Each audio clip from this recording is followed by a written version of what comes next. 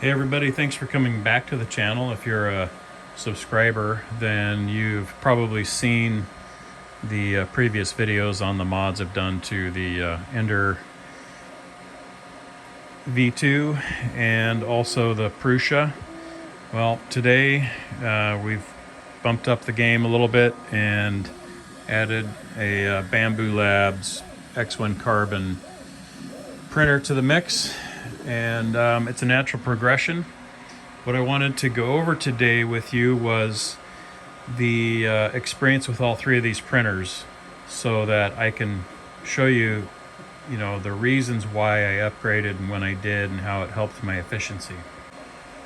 So when we got the Ender printer, first of all, it worked great. It was only about $300, a very good entry-level printer. And once I realized how much labor there was involved with always trying to calibrate it and everything, I started doing upgrades. And the first thing that we did was, I believe, we added some printed parts like everybody else does, just to help things go.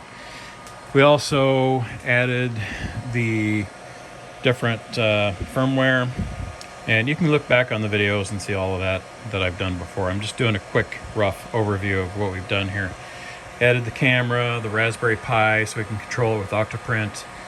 We did the dual Z-axis setup, and now this thing runs really good. The only drawback is, of course, that it's got a different hot end here than the Prusa. It's a fair amount slower than the Prusa. Like this file here that I'm printing takes about 5 hours on this, takes about 4 on the Prusa, and then loading filament, that's kind of a pain too. We do have the BL Touch bed sensor on there, which is a pretty big improvement, and then a different print plate. So that's the Ender. Moving back over to the Prusa now. So we got the Prusa because it's more automated, basically. It's got a filament run out sensor, which is huge. So if you run out of filament, it'll beep at you until you change it out. That was huge for me. Also, comes, with the dual Z axis screws and motors. It's just a lot better, in a lot of different ways. But I think I paid around $1,000 for it a couple of years ago. And it had the, the automatic bed leveling, a lot more automation compared to the Ender, and a little bit faster. I think the print quality is better. It's a little bit more precise. And I'm mostly using 0.6 nozzles on both the Ender and the Prusa, just to speed things up. That made a big difference between the 0.4 and the 0.6 as far as speed goes on these models. I also added the IKEA LAC table enclosure, which allowed me to print ASA successfully all day long to keep the temperatures up. The dryer box mods, we went through that. There's another video on that. And so my filament stays really, really dry, and that's critical as well.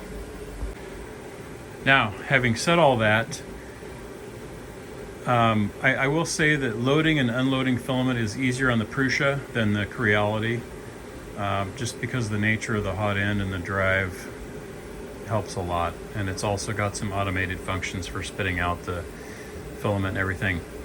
One thing, though, that I didn't have the capability of, well, I didn't take advantage of it. Let me retract back a little bit. Prusa does have the multi-material system, so you can mount one up here and it'll automatically switch, but the reviews on that thing were not that great, frankly, and so I never upgraded because I was afraid to do it. And most of my prints are one color, because I sell stuff on Etsy and off my website. So, I do sell a lot of stuff, and some of these items I only print in one color, like these jigs, and then these jigs.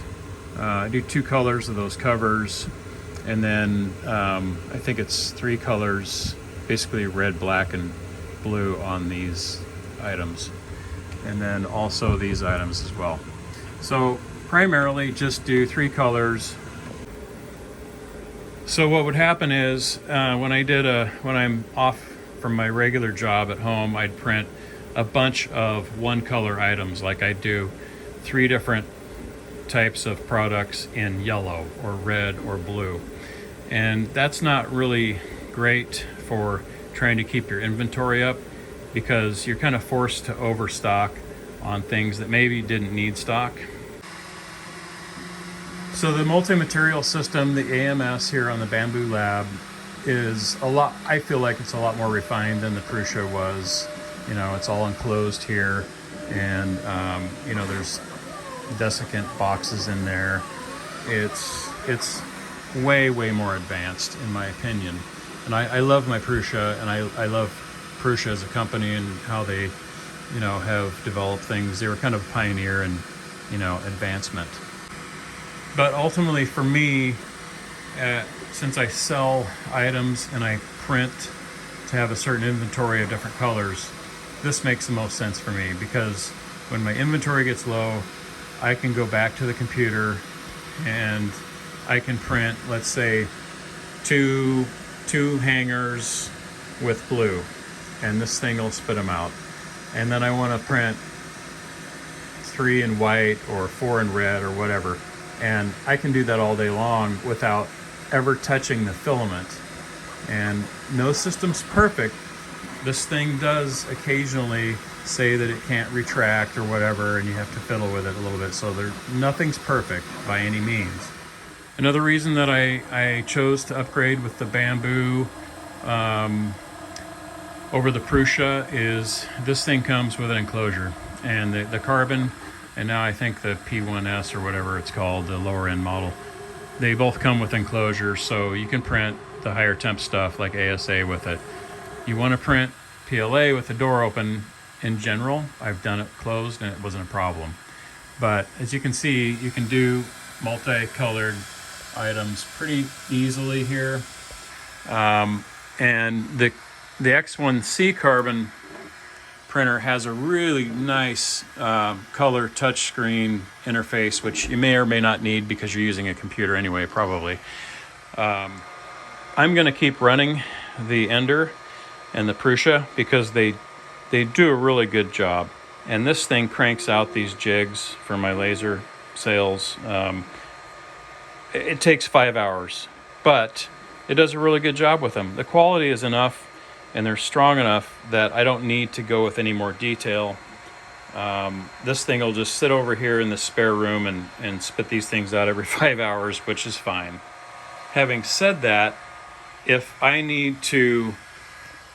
my volume in sales goes up a lot, this is going to be the machine I turn to, because this machine will print that same jig out in 2.5 hours. So it's twice as fast.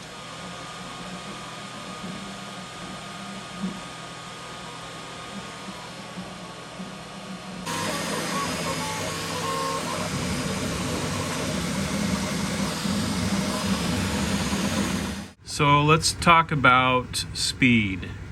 This item on the Prusa, this one was printed on the Prusa, takes about just under an hour and a half. This one on the Bambu Carbon takes about 35 minutes. So it's 2 to 3 times faster printing on the Bambu X1 than it is on the Prusa. And that's using a 0.4 nozzle. This one was a 0.6 nozzle. So there's a huge speed difference that I'm just blown away. I had no idea. I didn't even research really that the X1 was that much faster. I had no idea. These are actually laser engraved. I'll show you that little unit here in a second with some information that's critical for these things that I sell. But if you look at the detail on the Bambu print, it's really fine, and you can barely see the lines with the Prusa. Of course, this isn't a fair comparison because that's a 0.6 nozzle, but I'm just showing you the differences. 3 times faster. This one's slower. and then you get finer detail. So that's a good thing to know.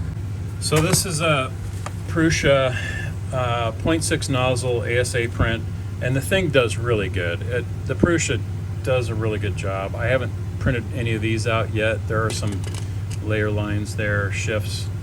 But I'm going to try this on the Bambu Lab sometime, and I know it is quite a bit faster. But you know, Prusa, it's a good workhorse, and so is the Ender. I apologize for the mess. I'm not that organized because I'm literally using a laundry room, which is the worst place you can have a 3D printer. That's part of the reason I have the enclosure for the Prusa and the dryer boxes, and it's all mostly sealed up, so it stays pretty dry. I mean, I'm at 28% Prusa right now. This dryer box will get down to about 10-15% with the heater going. And now the laser, I've got a fiber laser here running out some stuff, but I also bought recently bought an X-Tool laser here, which has a fiber and a diode capability. The diode does plastic really well, and that's what I engraved those other items I just showed you with, was this guy here. So it's good for marking products that you make, putting your name or website on it or whatever. So as far as sales go and planning, now that I have the Bambu printer, it makes it a lot easier for me to do stuff like this, where I can put my name, website on there, and it looks really clean and solid. The Prusa, you can do it, but it takes a little more effort without the multi-material. So in a nutshell, in relative terms, if I was going to recommend somebody, let's say starting out in 3D printing, wanted to get into it, I would say probably if you're limited by budget, find a used Creality Ender printer with all the mods on it, like this one, Octoprint, Raspberry Pi, you know, the BL Touch. Start with that, because you have a little more automation, less frustration, auto bed leveling, and that's what I would say. If you want something straight out of the box, you can print with a little more expensive. Prusa would be the way to go. A lot less frustrating. So, you know, you look at this thing, and I think I paid about $1,600 for this thing with the AMS, the enclosure, and all of it.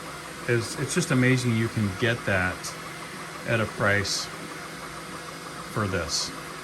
You know, this advanced. And you know, they do have the Bambu P1S or P1P or whatever it is that has the enclosure now, and it's a lot less. It's only $800.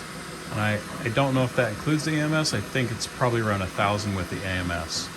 So just wanted to go over all this with you, show you what the differences were. Since we had a lot of videos from the time I started about 4 years ago, maybe, I think, up through today, there's a natural progression in the types of printers that I chose and why I chose them. And so here we are today with this guy, and I'm really happy with it so far. So hope you liked it. If you did, please, you know, throw a thumbs up on it, subscribe, and we'll keep you up to date on all the other stuff. And have fun printing.